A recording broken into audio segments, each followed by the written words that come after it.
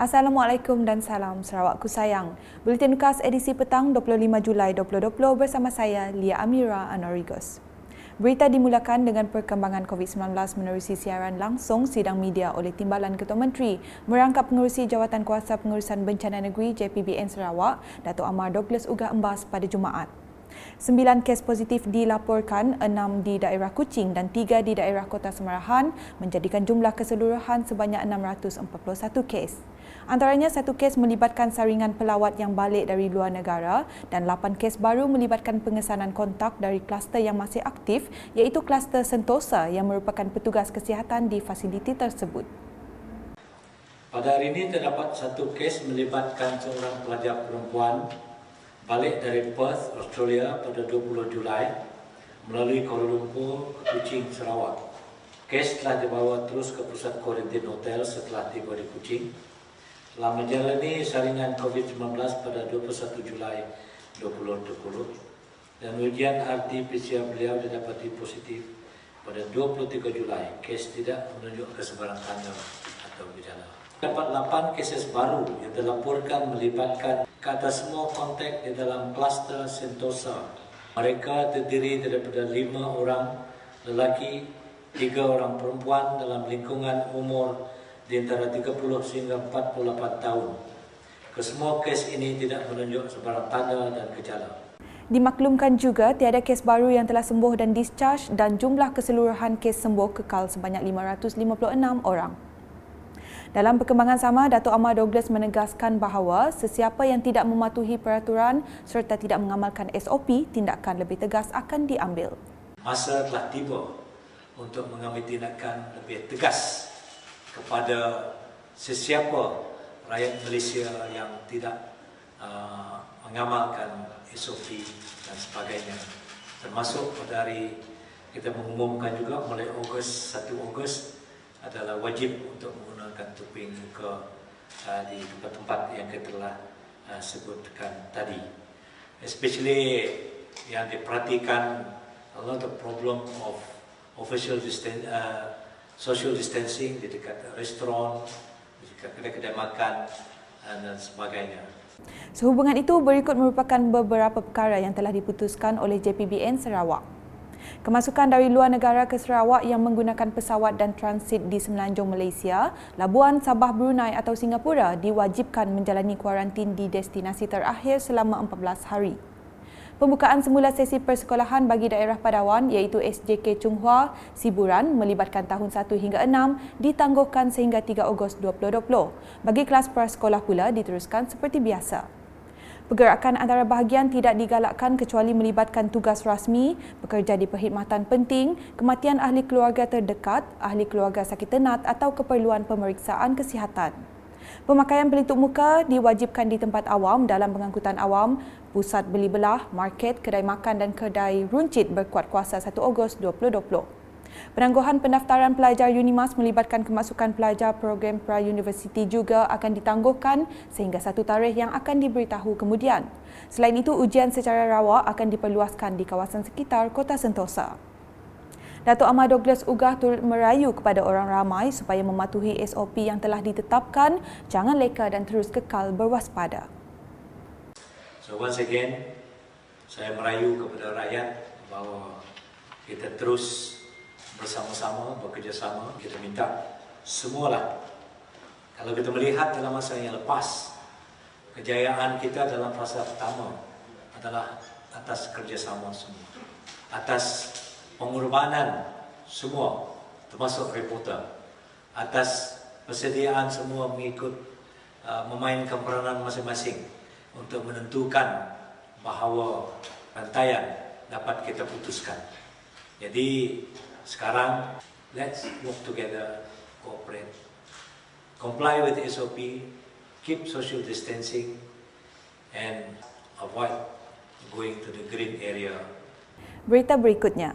Jabatan Agama Islam JAI Sarawak telah melancarkan satu sistem perkhidmatan online iaitu aplikasi Khidmat Islam Sarawak KISWA menerusi peruntukan tahun 2019 bernilai 1.8 juta ringgit. Menteri Muda di Jabatan Ketua Menteri Hal Ehwal Islam dan DBKU, Datuk Dr. Haji Abdul Rahman Haji Junaidi memberitahu pelancaran aplikasi itu yang seiring dengan hasrat kerajaan dalam menjayakan strategi digital ekonomi Sarawak akan memudahkan tugas harian kaki tangan JAIS dalam memberi perkhidmatan di samping memudahkan masyarakat yang memerlukan perkhidmatan JAIS.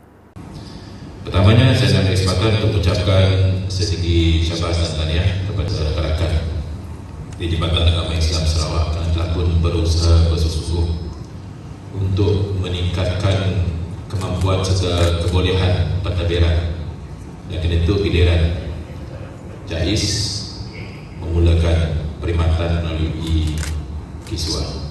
Beliau berkata demikian sebelum merasmikan majlis pelancaran Kiswa di Kuching pada Jumaat. Tambahnya, kerjasama rakyat diperlukan untuk mengaplikasikan sistem digital dalam kehidupan demi mencapai sasaran menjadikan Sarawak sebuah negeri yang termaju menjelang 2030. Kita sebagai rakyat di sebuah negeri yang besar perlulah terlibat secara keseluruhan untuk sama-sama membangun dalam sistem aplikasi digital. Maka seluruh rakyat Malaysia seluruh rakyat Sarawak yang berjumlah 2.8 juta diminta untuk mengambil bahagian dalam sistem digital, ekonomi digital yang dikenalkan oleh Ketua Menteri kita.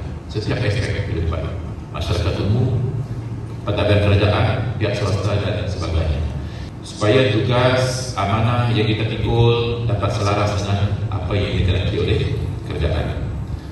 Mengulas lanjut, Pengarah JAIS Ustaz Haji Khalidi Haji Ibrahim dalam ucapannya berkata, pelancaran tersebut adalah sempena sambutan 30 tahun penubuhan JAIS Sarawak dengan fokus mengintegrasikan semua aplikasi di bawah satu platform. Kiswa telah mula digunakan pada mulai 15 Jun yang lalu, yang boleh dilayari melalui URL kiswa.sarawak.gov.my. Kiswa ini dibina atas beberapa ciri seperti berikut. Yang pertama, ia adalah one-stop service. Satu platform untuk semua perkhidmatan hal ehwal JAIS dan juga termasuk agensi-agensi Islam kita link bersama di dalam Kiswa ini. Yang agensi-agensi Islam di bawah Majlis Islam Sarawak. Yang kedua adalah Sarawak ID. Penggunaan Sarawak ID, satu ID bagi pelanggan mendapat semua perkhidmatan dengan kerajaan negeri sebagai tambahan ciri-ciri keselamatan. Yang ketiga, one stop information. Semua data dan statistik lebih mudah dicapai dalam bentuk open data, boleh diakses oleh orang awam. Juga closed data yang hanya boleh diakses oleh kaki tangan Jabatan Agama Islam Sarawak yang diberi akses untuk ke sistem Kiswa tersebut. Yang keempat ialah mobile friendly. Mudah diakses dengan baik menggunakan peranti mudah alih. Dalam majlis berasingan, Datuk Haji Abdul Rahman turut merasmikan pelancaran radio digital Lembaga Amanah Kebajikan Masjid Negeri Sarawak LAKMNS yang dinamakan sebagai Internet Radio Islamik Sarawak IRIS Kuching bertempat di bangunan Baitul Makmur Kuching. Beliau mengucapkan syabas dan tahniah kepada pihak lembaga yang mengambil inisiatif menubuhkan IRIS, media hiburan yang bercirikan Islamik dengan tujuan penyebaran maklumat di antara agensi Islam dan masyarakat khususnya di negeri Sarawak. Menjadi sejarah kepada kita semua kerana lembaga amanah yang diberi tanggungjawab untuk menjaga masjid dapat mewujudkan satu entiti baru yang begitu istimewa, stesen radio internet atau bersama-sama dengan warga kerja di lembaga amanah kebajikan masjid. Congratulations. Di harapan kita dengan adanya kewujudan IRIS itu, ianya dapat memberi kemudahan kepada kita semua, terutama kita yang tinggal dalam kawasan bandaraya, kerana kita ada capaian internet yang baik. Kemungkinan besar pula apabila kerajaan negeri dapat mendirikan seperti disebut oleh Yang Berhormat Ketua Menteri minggu lepas, berusaha untuk mendirikan sebanyak 1,400 menara telekomunikasi di seluruh Sarawak. Maka harapan kita semoga setiap pelosok Sarawak, bandar, pinggir bandar, luar bandar termasuk pedalaman ada capaian internetnya, maka IRIS akan dapat sampai ke setiap pelosok negeri Sarawak. Sementara itu, Ketua Pegawai Eksekutif LAKMNS, Datuk Haji Abang Abdul Wahab Haji Abang Julai turut memaklumkan beberapa keterangan mengenai penyiaran IRIS.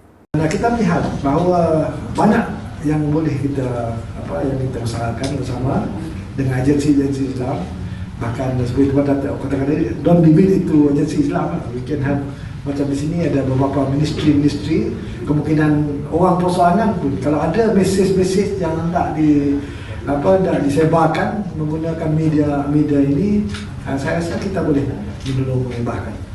Buat masa ini kita ada 5 orang tenaga DJ daripada kita sendiri, homegrown timber kata orang. Untuk makluman, Iris akan bersiaran pada setiap hari bekerja bermula Isnin ini 27 Julai 2020 hingga Jumaat jam 11 pagi hingga 3 petang.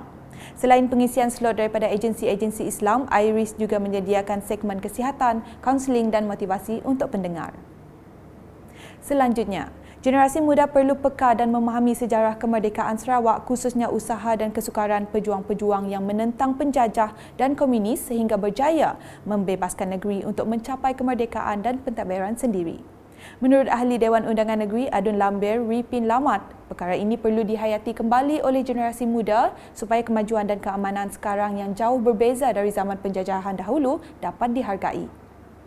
Yang mana kita maklumlah generasi muda pada hari ini telah merasai satu kesenangan kehidupan dan tidak mengalami cabaran-cabaran kesusahan kehidupan seharian berbanding dengan mereka yang lahir pada tahun 30-an, 40-an dan 50-an, yang mana suasana pada masa tersebut adalah begitu jauh berbeza dengan keadaan pada alam 20 ini. Beliau berkata demikian dalam perasmian program Merdeka at Community di Rumah Jarik Sungai Ukong Lambir pada Khamis. Beralih ke penyerahan tapak pembinaan Jambatan Igan di Matu. Penantian sekian lama untuk mempunyai jambatan yang merentasi Batang Igan bakal menjadi kenyataan setelah kerajaan negeri meluluskan projek berkenaan. Adun Jemoreng Datuk Mursyid Diraja Dr. Haji Juanda Haji Jaya ketika ditemu bual UKAS pada Jumaat berkata, projek pembinaan jambatan itu sememangnya amat ditunggu penduduk kampung dan para pengguna di kawasan pesisir. Hari ini saya hadir menyaksikan penyerahan tapak untuk pembinaan Jambatan Igan daripada pihak JKR kepada pihak kontraktor. Kami rasa amat berbangga di atas usaha pihak kerajaan negeri yang segera meluluskan dan melaksanakan projek pembinaan Jambatan Igan yang telah ditunggu oleh penduduk kampung dan para pengguna jalan raya di kawasan pesisir, terutama di kawasan bahagian muka daerah Matu, yang mana Batang Igan adalah di antara sungai yang cukup besar yang memerlukan pembinaan jambatan yang besar. Jadi alhamdulillah pada hari ini kita menyaksikan permulaan yang besar untuk projek ini dengan penyerahan tapak. Katanya perasmian bagi pelancaran projek pembinaan itu akan disempurnakan oleh Ketua Menteri Datuk Patinggi Dr. Abang Haji Abdul Rahman Zohari, Tun Datuk Abang Haji Openg dalam masa terdekat. Buat masa sekarang, penduduk menggunakan perkhidmatan feri untuk menyeberangi sungai itu. Sekian bersama saya Lia Amira dan kru penerbitan. Ikuti berita selanjutnya pada edisi malam. Untuk mengetahui berita-berita terkini Sarawak setiap hari, layari UKAS Channel di YouTube atau melalui Facebook, Instagram, Twitter dan aplikasi Telegram Bulletin UKAS. Salam UKAS.